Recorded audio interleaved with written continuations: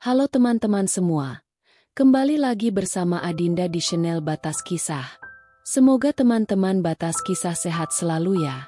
Nah, sekarang kita akan membacakan kisah dengan judul, Ku Buat Suami dan Selingkuhannya Mati Kutu. Yuk simak ceritanya sampai selesai.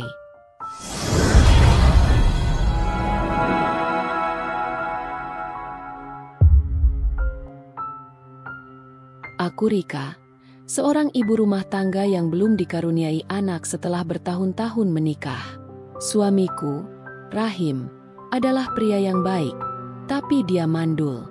Meskipun begitu, semua orang di sekitar kami seakan-akan lupa akan kenyataan itu. Mereka lebih senang menyalahkanku. Apapun yang salah dalam pernikahan kami selalu aku yang disalahkan. Tidak peduli betapa kerasnya aku berusaha untuk menerima dan mendukung suamiku, tetap saja aku yang jadi kambing hitam. Lalu, ada yang lebih menyakitkan. Rahim mencoba berselingkuh dengan seorang wanita muda yang ternyata adalah mantan pacarnya. Aku tidak tahu apa yang lebih menyakitkan, fakta bahwa dia selingkuh, atau kenyataan bahwa dia melakukannya dengan orang yang sudah pernah ia cintai.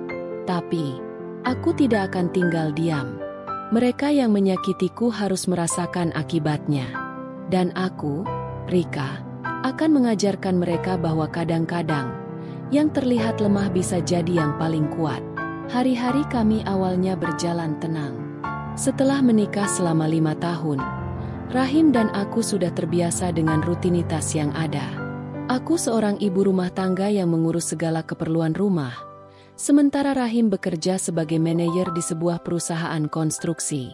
Kehidupan kami memang sederhana, tetapi itu tidak mengurangi kebahagiaan kami.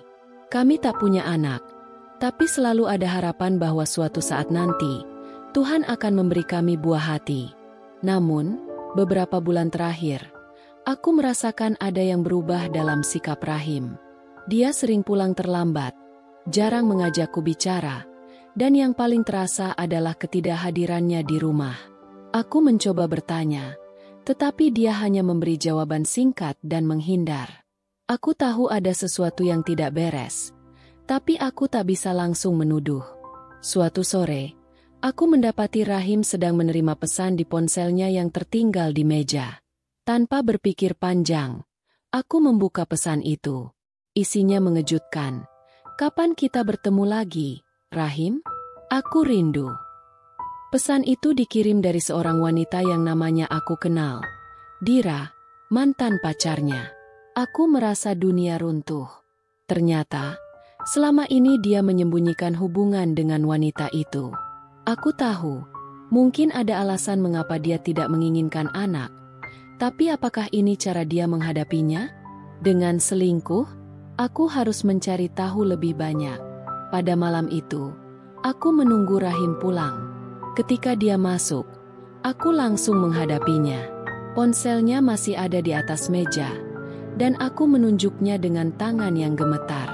"Rahim, ada apa dengan kamu dan Dira?" Tanyaku dengan suara yang hampir tenggelam oleh emosi. Dia terdiam sejenak, tampak kebingungan, lalu perlahan-lahan dia duduk di kursi. "Rika, aku bisa jelaskan semuanya," katanya dengan suara pelan. Namun, penjelasan itu tak cukup untuk menghapus rasa sakitku. Rahim akhirnya mengakui bahwa dia dan Dira mulai berhubungan kembali beberapa bulan lalu. Mereka bertemu diam-diam, dan dia merasa ada perasaan yang kembali muncul. Dia mengatakan, "Aku rasa Dira adalah orang yang paling mengerti aku." Air mataku jatuh tanpa bisa kutahan. Aku merasa seperti dibuang, dihancurkan, dan disakiti begitu saja. Apa yang harus aku lakukan sekarang? Membiarkan ini semua berlalu begitu saja? Malam itu, setelah percakapan kami, aku memutuskan untuk tidak langsung bertindak terburu-buru. Aku tahu bahwa aku harus merencanakan sesuatu yang lebih besar. Sesuatu yang bisa membuat Rahim dan Dira merasakan betapa sakitnya pengkhianatan ini. Aku harus membuat mereka membayar untuk semua ini. Aku mulai mencari informasi tentang Dira, mencoba mengingat semua yang aku tahu tentang wanita itu. Dira adalah seorang wanita muda yang pernah menjadi pacar Rahim sebelum kami menikah. Mereka punya banyak kenangan bersama, dan aku tahu itu. Aku mulai mengumpulkan informasi tentang kehidupannya, pekerjaannya, dan bahkan temannya.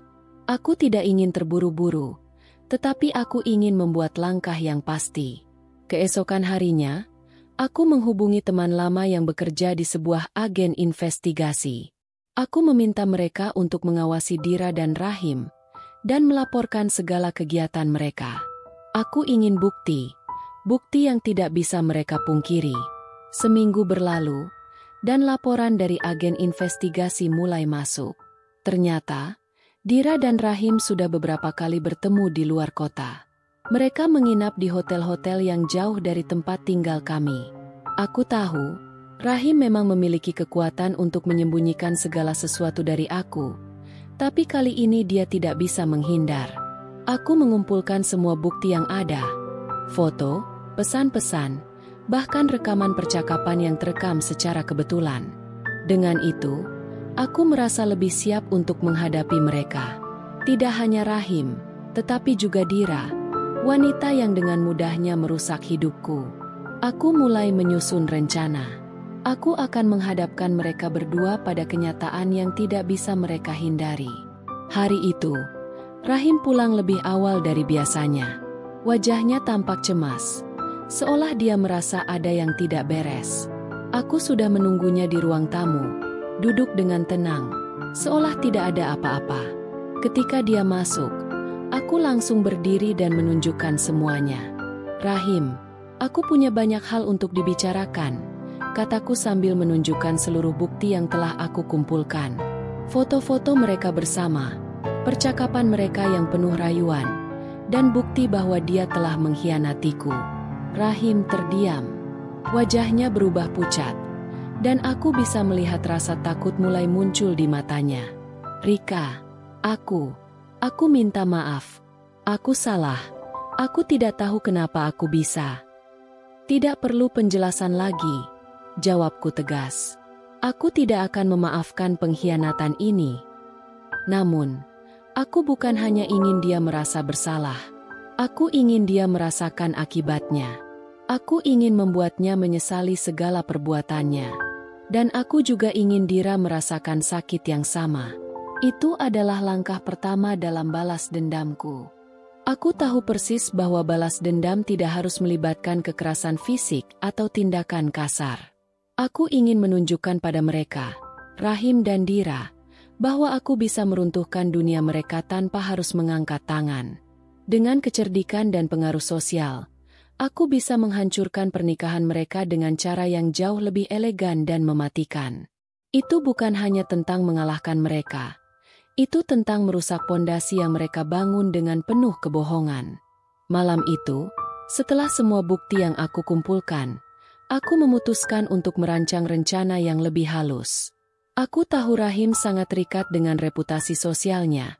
Dia selalu berusaha tampil sempurna di depan orang lain. Begitu juga dengan Dira. Meskipun dia tampaknya seorang wanita muda yang mandiri, aku tahu dia juga sangat bergantung pada pengakuan dan status sosial. Mereka berdua sangat rentan terhadap keruntuhan sosial. Aku mulai menghubungi beberapa teman lama yang memiliki pengaruh di lingkungan kami, orang-orang yang dekat dengan Rahim dan Dira.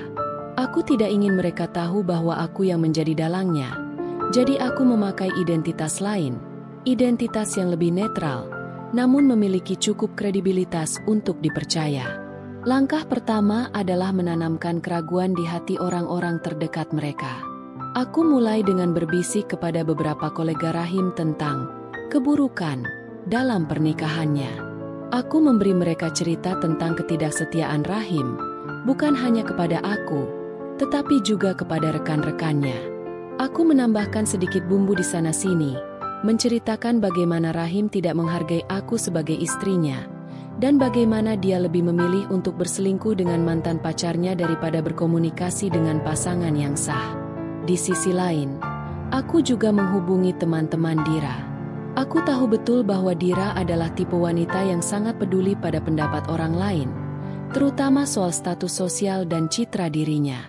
Aku mulai membocorkan sedikit informasi tentang hubungan gelapnya dengan Rahim, tapi dengan cara yang sangat hati-hati.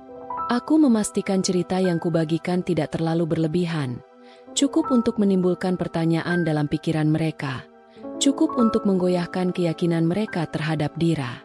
Setiap kali aku berbicara kepada mereka, aku selalu menyelipkan kalimat seperti, "Aku tidak ingin jadi penyebar gosip, tapi aku merasa ini sesuatu yang perlu kalian ketahui." Ini adalah cara elegan untuk membuat orang mulai mempertanyakan, tanpa langsung menuduh. Beberapa minggu kemudian, aku mulai melihat perubahan.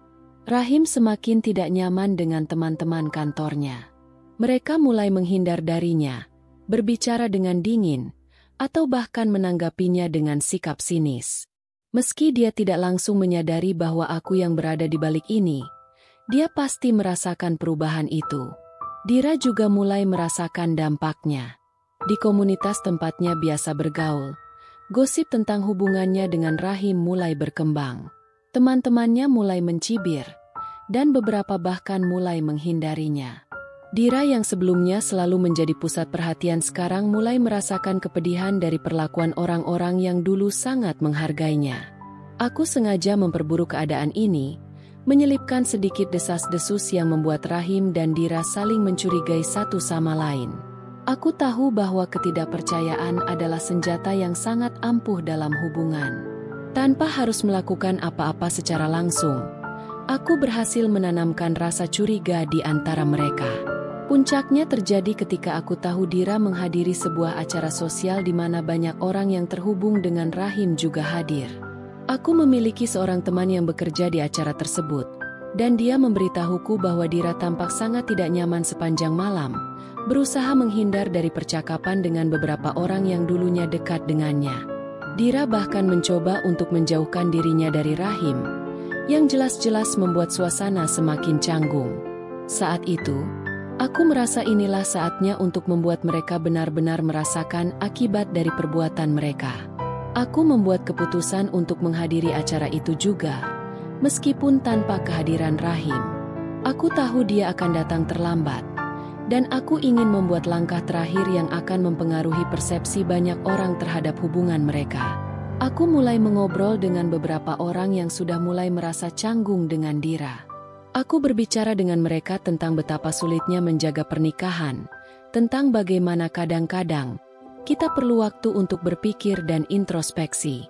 Aku tidak menuduh, tapi aku menyelipkan kalimat-kalimat yang menanamkan keraguan. Rahim pasti merasa sangat kesepian akhir-akhir ini. Dira, dia tahu kan? Tentu saja, ada hal-hal yang dia lakukan yang mungkin tidak bisa diterima oleh semua orang. Kataku sambil memberikan tatapan tajam pada Dira yang duduk beberapa meter dariku. Beberapa orang yang aku ajak bicara mulai bertanya-tanya tentang hubungan mereka. Meskipun aku tidak memberi bukti langsung, aku berhasil menanamkan cukup keraguan untuk membuat orang berpikir dua kali sebelum mendekati mereka. Tak lama setelah aku melakukan itu, Rahim datang ke acara tersebut. Wajahnya menunjukkan bahwa dia tahu ada sesuatu yang tidak beres, meski dia tidak bisa mengatakan dengan pasti apa itu.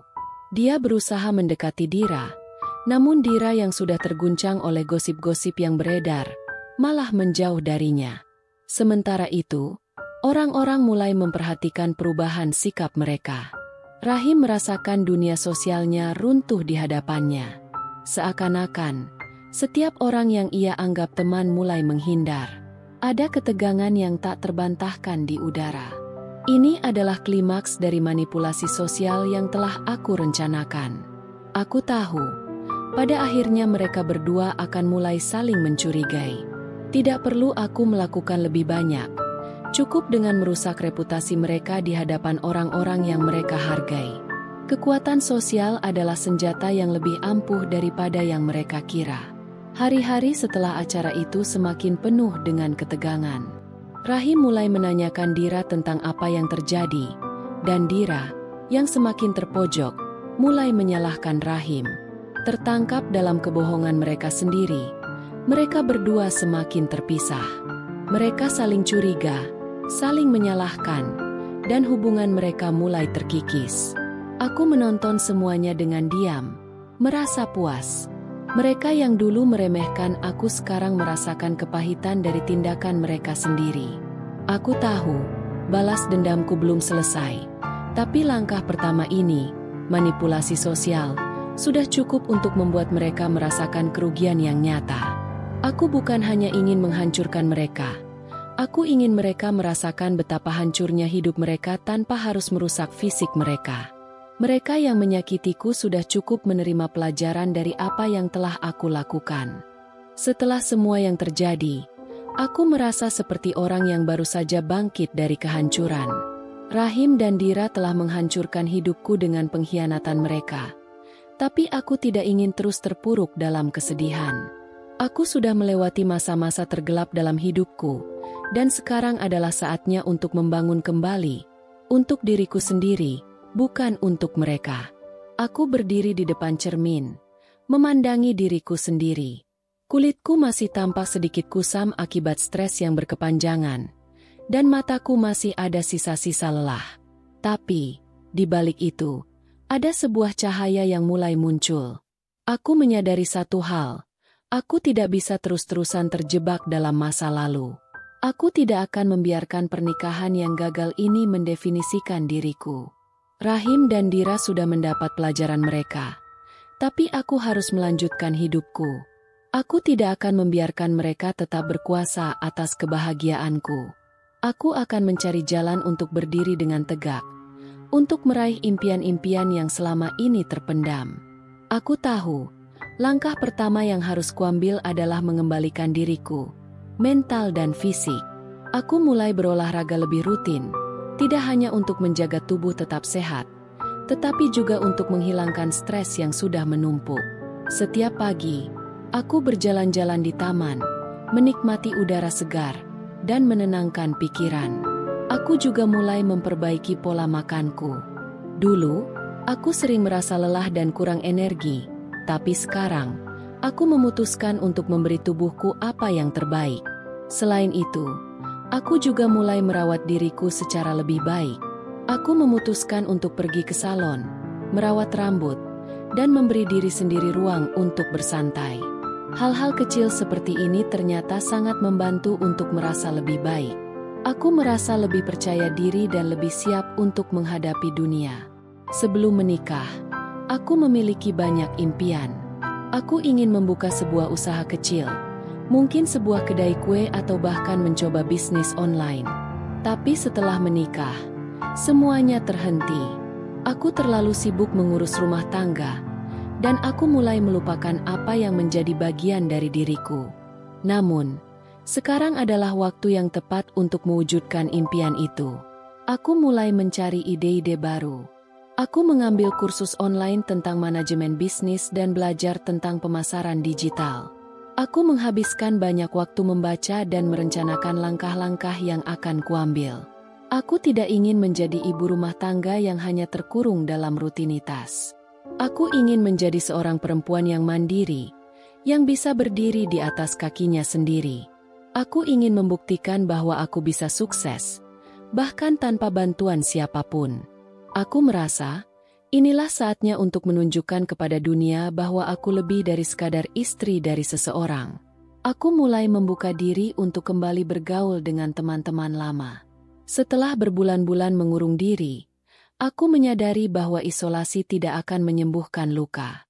Aku mulai menghadiri beberapa pertemuan sosial dan bahkan mendaftar ke beberapa kelompok diskusi online yang relevan dengan minatku. Aku juga mulai berhubungan dengan beberapa wanita yang memiliki pengalaman serupa, dan kami saling memberi dukungan. Aku mulai merasa lebih hidup.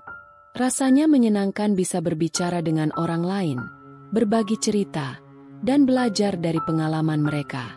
Aku merasa diberdayakan, karena aku tahu aku tidak sendirian dalam perjalanan ini. Ada banyak orang yang juga berjuang untuk bangkit dari kegagalan dan pengkhianatan, dan kami saling mendukung. Selama ini, aku terlalu fokus pada hubungan dengan orang lain, terutama dengan Rahim, hingga aku melupakan hubungan dengan diriku sendiri. Kini, aku sadar bahwa aku perlu memperbaiki hubunganku dengan diriku sendiri sebelum bisa benar-benar membuka diri untuk orang lain lagi. Aku mulai memberi ruang untuk menikmati waktu sendirian, berfokus pada apa yang benar-benar membuatku bahagia. Aku mulai belajar untuk lebih menghargai diriku sendiri. Aku tidak lagi mencari validasi dari orang lain atau mencoba menyenangkan orang lain. Aku tahu, kebahagiaanku ada di tanganku sendiri. Aku belajar untuk mencintai diriku, dengan segala kelebihan dan kekuranganku. Aku tidak perlu meminta izin kepada siapapun untuk menjadi diriku sendiri. Aku akhirnya memutuskan untuk mulai mewujudkan ide bisnisku. Aku memilih untuk membuka sebuah toko online yang menjual produk-produk kecantikan alami, sesuatu yang aku minati dan kujalani dengan serius.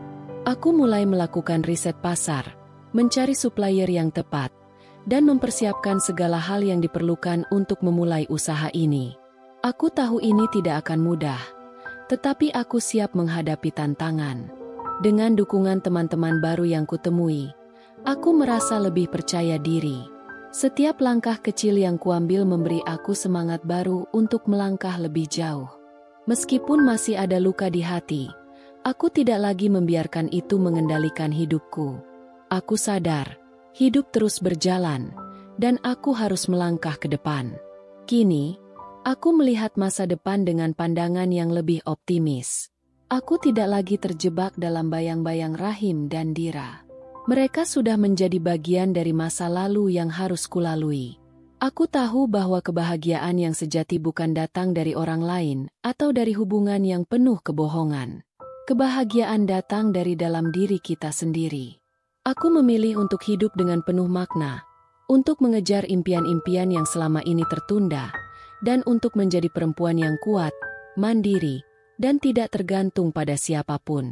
Aku tahu, perjalanan ini masih panjang. Akan ada banyak rintangan yang harus dihadapi, banyak cobaan yang datang menghampiri.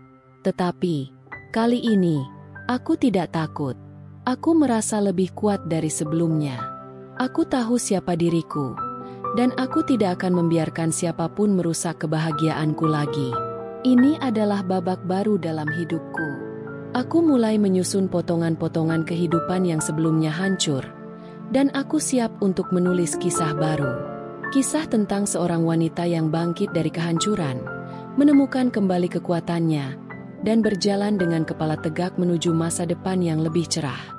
Setelah semua yang terjadi, aku merasa dunia mulai membuka kesempatan-kesempatan baru untukku.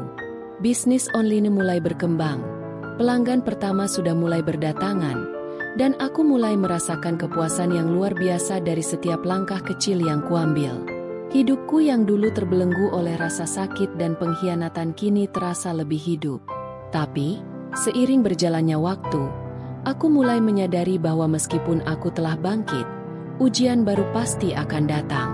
Ketika aku melihat kembali apa yang telah kucapai, mulai dari memulihkan diri hingga membangun bisnis, aku merasa bangga. Namun, perasaan itu datang dengan sedikit kekhawatiran. Seperti halnya bangkit dari kehancuran, aku tahu, jalan ke depan tidak akan mulus. Dunia yang kuciptakan untuk diriku sendiri ini, meskipun penuh harapan, juga penuh dengan tantangan. Salah satu tantangan terbesar adalah bertahan dalam dunia yang penuh persaingan. Aku mulai merasakan betapa beratnya membangun sebuah usaha dari nol. Setiap hari, aku berhadapan dengan deadline, pengiriman yang terlambat, dan pelanggan yang menuntut lebih. Bisnis ini membuatku merasa lebih hidup, tapi juga lebih tertekan. Aku sering bertanya-tanya, apakah aku bisa mempertahankan semua ini? Apakah aku akan bisa tetap kuat? Tidak hanya untuk diriku sendiri, tetapi juga untuk orang-orang yang bergantung padaku? Aku tidak mengira Rahim akan kembali begitu cepat dalam hidupku. Pagi itu, ketika aku sedang mempersiapkan kiriman produk untuk pelanggan, aku mendapat telepon dari nomor yang tidak kukenal. Awalnya aku tidak tertarik untuk mengangkatnya, tetapi ada sesuatu yang menggerakkan hatiku untuk melakukannya. Suara di ujung telepon itu terdengar familiar, sangat familiar. "Rika, aku tahu kamu tidak akan mau mendengarkan aku," kata Rahim dengan suara pelan dan penuh penyesalan. "Tapi aku perlu bicara. Aku ingin menjelaskan semuanya." Aku terdiam sesaat. Tak ada kebencian dalam suaranya, hanya penyesalan. Rasanya seperti sebuah perasaan yang sulit kutangkap. Aku teringat semua pengkhianatannya, semua kata-kata kasar yang pernah dia lontarkan. Tapi, entah kenapa, aku tidak bisa langsung menutup pintu untuknya.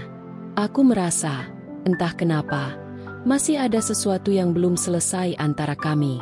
"Jangan," kataku akhirnya, dengan suara yang lebih tenang daripada yang kuperkirakan. "Aku tidak perlu penjelasan dari kamu, Rahim. Apa yang kamu lakukan sudah cukup jelas." Tapi, dia tetap bertahan, mengatakan bahwa dia menyesali segalanya dan ingin berbicara lebih lanjut. Mungkin dia tidak menyadari bahwa kehadirannya yang tiba-tiba ini hanya akan mengganggu kedamaianku. Aku menyadari sesuatu saat itu. Aku sudah berjalan jauh dari masa lalu. Aku sudah terlalu lama menunggu penyesalan yang tidak datang tepat pada waktunya. Dan aku tidak ingin kembali ke dalam permainan itu lagi. Tapi, meskipun begitu, aku harus menghadapinya dengan kepala dingin. Tidak lama setelah itu, Dira menghubungiku lewat pesan singkat. Isinya singkat namun penuh makna. Dia mengatakan bahwa dia ingin bicara tentang masa lalu kami. Aku tahu apa yang dia inginkan, penyelesaian atau setidaknya penebusan. Aku tidak membalas pesan itu selama beberapa hari. Ada banyak sekali pertanyaan yang muncul dalam pikiranku. Kenapa sekarang? Apa yang membuatnya datang? Setelah semua yang dia lakukan, apakah dia benar-benar ingin memperbaiki semuanya? Aku tidak pernah berpikir bahwa aku akan menghadapi Dira lagi. Apalagi dalam posisi yang tidak jelas seperti ini. Aku mencoba berpikir rasional. Dira mungkin sedang merasa terjepit. Reputasinya, yang dulu sangat dibanggakan, kini hancur. Namun, aku tidak ingin terjebak dalam permainan lama. Aku sudah cukup menderita dan kini aku tahu bahwa kebahagiaanku harus lebih penting daripada menjaga hubungan dengan orang-orang yang pernah menyakitiku.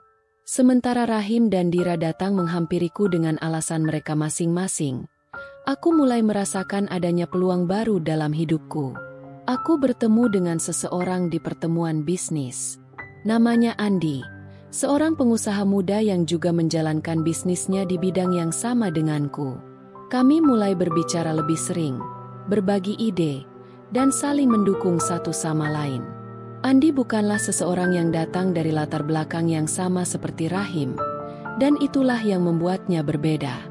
Dia adalah orang yang benar-benar menghargai kejujuran, dan sejak awal, dia sangat terbuka tentang kehidupannya. Kami berbicara lebih dalam tentang kehidupan, tentang mimpi-mimpi yang ingin kami capai, dan aku merasa dia menghargai diriku apa adanya. Namun, meskipun aku merasa nyaman bersamanya, aku masih merasa ragu. Masih ada ketakutan dalam diriku. Ketakutan bahwa aku mungkin akan dikhianati lagi. Tapi, kali ini, aku memilih untuk memberi kesempatan pada diriku sendiri. Aku tidak bisa terus hidup dalam bayang-bayang masa lalu. Aku harus membuka hati, meskipun itu terasa menakutkan. Pada akhirnya, aku harus membuat keputusan besar. Aku memutuskan untuk menutup buku lama dan tidak memberi tempat lagi bagi Rahim atau Dira dalam hidupku. Aku mengirim pesan singkat kepada mereka berdua. Aku menyatakan dengan tegas bahwa aku sudah melangkah maju dan tidak ada ruang untuk mereka dalam kehidupanku lagi. Aku tahu itu keputusan yang sulit, tetapi aku merasa itu adalah keputusan yang tepat. Jika aku terus memberi ruang untuk mereka, aku hanya akan terperangkap dalam lingkaran kebohongan dan pengkhianatan. Aku harus melepaskan mereka, melepaskan masa lalu, dan sepenuhnya fokus pada hidup yang baru. Hidupku sekarang tidak lagi tentang mengingat masa lalu atau mencari penyesalan. Aku fokus pada apa yang ada di hadapanku, bisnis yang aku bangun dengan keras, hubungan yang baru kutemukan, dan kebahagiaan yang akhirnya kumiliki setelah sekian lama. Aku mulai melihat kehidupan dengan cara yang berbeda. Aku bisa memilih untuk bahagia, untuk menjadi lebih baik, dan untuk menjalani hidup dengan cara yang aku inginkan. Aku tahu jalan ini tidak mudah, dan akan ada banyak ujian di depan. Tetapi, Aku merasa siap. Tidak ada lagi yang bisa menghalangi jalan hidupku. Aku adalah Rika, seorang wanita yang kuat, yang telah melewati semua penderitaan dan kini berdiri tegak di atas kakinya sendiri. Tamat. Terima kasih teman-teman batas kisah. Mohon maaf jika Adinda ada salah kata.